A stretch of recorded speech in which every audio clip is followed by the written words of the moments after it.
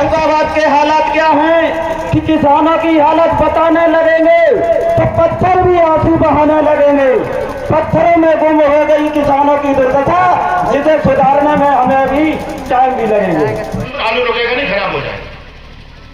और अकेला फर्रुखाबाद में ही मट्टी आ रही आलू में, कानपुर, आगरा या अन्य मंडियों में कहीं नहीं आ रही। दिमाग ठीक कर ले। खटतौली, धर्म तराजू पर बेईमानी, 50 किलो तौल करके 47 किलो का पैसा परमात्मा भी माफ नहीं करेगा बेईमानों। कि इंसान है वो जो पहाड़ तोड़ दे, इंसान है वो जो दरिया को मोड़ दे, और इंसान है वो जो तूफान रोक दे, और इंसान है वो जो किसान को किसान से जोड़ दे। और फर्रुखाबाद की सरजमी से अगर हम ये कहें कि जो व्यक्तित्व है उनका, तो व्यक्तित्व आपका ऐसा है जैसा वृक्षों में है संदन। और फर्रुखाबाद संगठन की ओर से बार बार आपका अभिनंदन, अनेकों बार आपका अभिनंदन। और इस अभिनंदन में छुपे हुए नंदन, 1000 बार आपका अभिनंदन। और गंगा जी की सरजमी पर आपका अभिनंदन।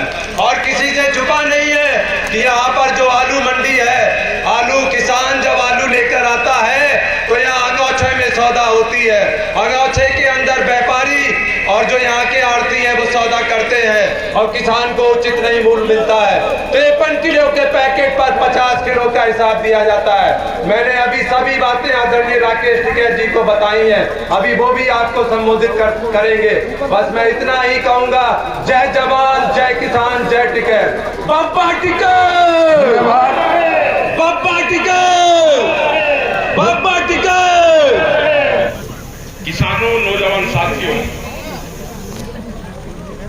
पत्रकार बंधुओं, पुलिस प्रशासन के लोग, सभी मंडी के कर्मचारी, पुलिस के स्टाफ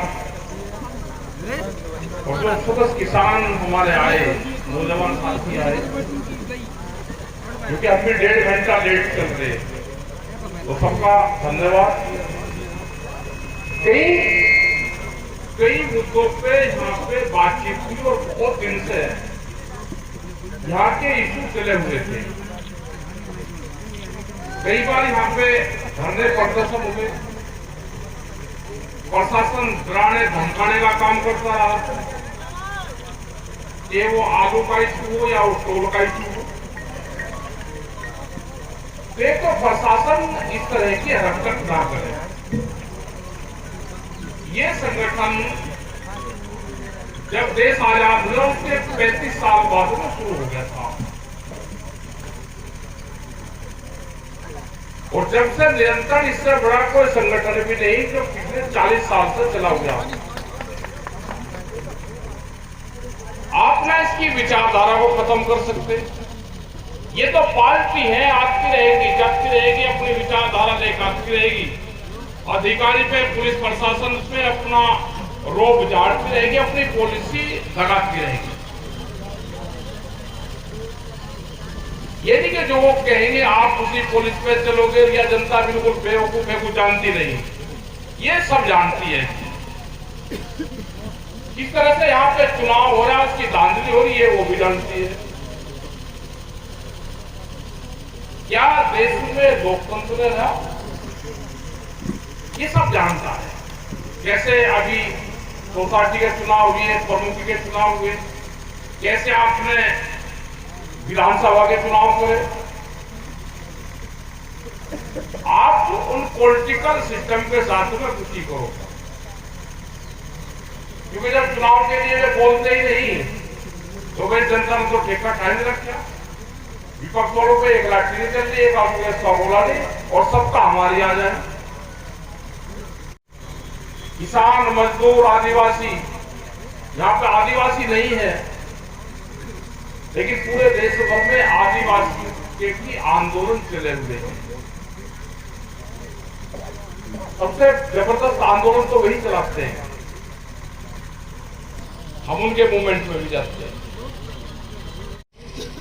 आप ज्यादा आलू लोगे, कम पैसे के दोगे तो ऐसी लूट मचाई थोड़ा चलेगी, ये सारी चीज आपकी चलेगी। तो ये बहुत से इशू है, बहुत सी जमीनों पे, किसान की जमीन पे यहाँ पे कुछ कागज दिए कुछ महिलाओं ने कि हमारी जमीनों पे कब्जे करवा दिए। क्या जो पॉलिटिकल पार्टी के लोग हैं जमीनों पे कब्जे कर रहे, प्रशासन कुछ नहीं करेगा? किसी गरीब की जमीन पे कोई अगर उसकी जमीन सड़क पर आ गई तो उस पर कब्जा कर लिया जाएगा। अपनी फसलें दिन के उजाले में नहीं बेच पाते, और जमीन अगर बेचनी हो तो रात के अंधेरे में बिकती है। जमीन के भाव बढ़े हैं तो इसका मतलब जमीन किसान की जाएगी। जैसे जैसे भाव बढ़ेंगे व्यापारी की नजरें आपकी जमीन पर होगी, वो जमीन इकट्ठा कर रहे हैं। हाईवे की सब जमीनें चली गई, आप सब ये कह रहे हैं कि हाईवे की जमीन बहुत महंगी। भाई खेती नहीं हो रही, खेती नहीं हो रही तो वो जमीन का कर क्या रहे हैं? कोई भी व्यापार करके वो जमीन खरीदता है, तो आपकी समझ में नहीं आई क्या? ये व्यापार करके डॉक्टर पढ़ के फैक्ट्री लगा के वो बाद में जमीन खरीद रहा खेती की।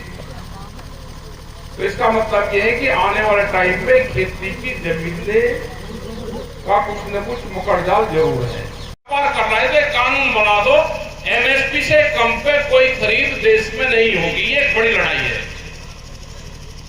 बिहार में तो और भी बुरा हाल कर दिया। बिहार में तो वहां पे बाजार समिति मंडी को बोलते हैं, वो पूरी खत्म कर दी, और वहां पे हालात ये हो गए कि 800 से 1200-1300 रुपए क्विंटल धान की खरीद होती है। मक्का भी वहां पे 1400 से 1600 रुपए क्विंटल, 16 रुपए किलो।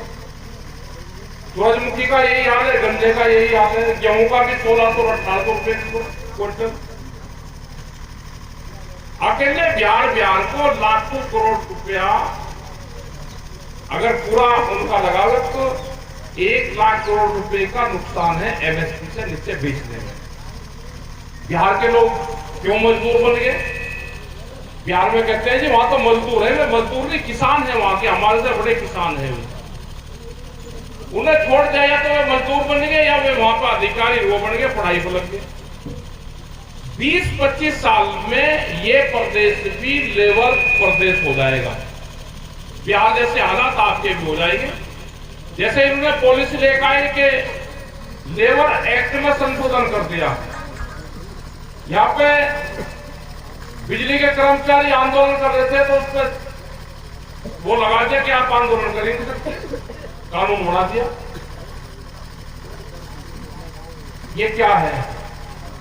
ये है कि पूरा सिस्टम प्राइवेट सिस्टम में जाएगा, लेबर बनेंगे, एग्रीकल्चर से गांव से लेबर निकल कर आएगी, बड़ी बड़ी इंडस्ट्रीज में वे काम करेंगे। जमीन 2050 तक बचा ली, वो सर्वाइव करेगा। और भाई जिसने बेच बाज दी, अगर हमारे बाप दादा बेच देते तो आप क्या करते? इसे बचा कर रखो। संघर्ष बहुत होंगे। आपका दिमाग भी डाइवर्ट ये कर दिया कि भाई ये हिंदू मुस्लिम में उलझा दिया पूरा केस। हमने कहा कि भाई क्या हिंदुओं का फायदा हो रहा है? क्या उसके धान, उसके आलू क्या ठीक रेट पे बिक रहे? क्या उसकी तोल पूरी हो रही? तोल पूरी होती नहीं। क्या यहाँ पे जो लोग बैठे हुए गाड़ी ले रहे हैं अपनी, यहाँ पे 15 साल की डीजल की गाड़ियां चलेगी, 15 साल ट्रैक्टर चलेगा। क्या जिसने सरकारी पार्टी को वोट दी उसको कोई छूट है? आपको उस मामले में उधार कर आपकी पूरी प्रॉपर्टी, पूरे सिस्टम, पूरा आपकी जेब में पैसा है वो सब निकाल दिया। क्योंकि जैसे अमेरिका में 56 परिवार है, उनका पूरा आधी दुनिया पर कब्जा है, ऐसे ही पूंजीवाद यहाँ पे हावी होता जा रहा है। तो जो भी पैसा होगा वो सब कंपनी के पास चला जाएगा। इस तरह की पॉलिसी है। कोई एक आदमी बता दो कि जिसने नया ट्रैक्टर लिया और वो 10 ही साल चलाएगा। जो पंपिंग सेट है, ये जो जनरेटर चल रहा है, इसकी भी पर्ची मांगी जाएगी। ये एनसीआर में 10 साल और यहाँ पर 15 साल से ज्यादा चलेगा ही नहीं। बड़े बड़े मशीनें लेके जो स्क्रैप बनाती है, आपके घर पे पुलिस फोर्स और वो कानून बढ़ जाएंगे, वो जाएगी, आपको आपका खरीदा वो नहीं दिखाओगे, सीधा डिस्ट्रॉय में जाएगा। जो उसका स्क्रैप बनाएगी और आपको स्क्रैप के पैसे मिलेंगे। आंदोलन होंगे देश में,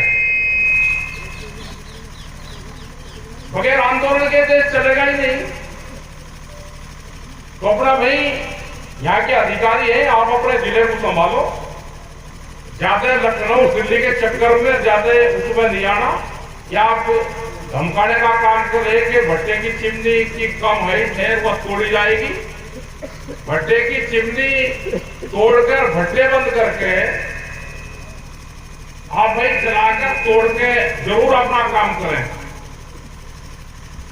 लेकिन ये लोग फिर आएंगे चारों तरफ से यहाँ पे, तो फिर पूरा काम कानून से ही होगा, क्योंकि पुलिस और प्रशासन की भी एक गाड़ी का भी इंश्योरेंस नहीं है। जरा जनता जब आपसे देखना शुरू करेगी कि अपनी गाड़ी का इंश्योरेंस दिखा दो, अगर हम कोई बात नहीं कह रहे तो अपने दिमाग में ये चीज लगा लो कि पुलिस और फोर्स का और एसडीएम जिस गाड़ी में बीएम चलते हैं, एक भी गाड़ी का इंश्योरेंस नहीं है।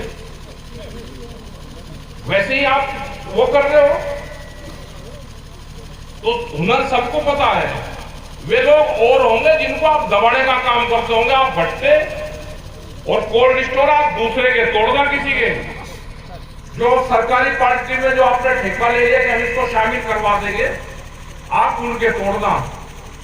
किसान संगठन की तरफ को देखने की भी हिम्मत मत करना, काम हमें भी कुछ नहीं है,